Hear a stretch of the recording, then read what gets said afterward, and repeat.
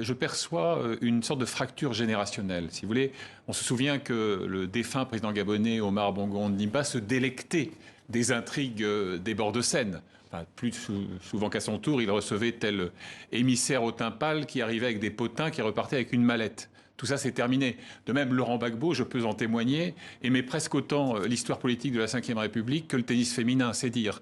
Mais tout ça, c'est terminé pour la jeune génération. C'est-à-dire qu'aujourd'hui, les enjeux ne sont plus de savoir si on va voir défiler la jeune garde politique française à l'hôtel Crillon ou bien au Meurice où réside le président Bongo.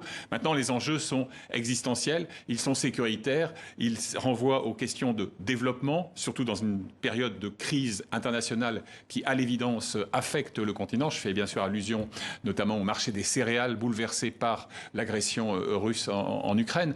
Et donc tout ça me conduit à dire que oui, on suit ça, mais pas pour les mêmes raisons. Et on le suit dans un contexte, je suis curieux d'avoir l'avis de Gilles à ce propos, on le suit dans un contexte, je dirais, d'hostilité et d'une forme de radicalisation, voire d'hystérisation du regard porté sur l'ancienne puissance coloniale.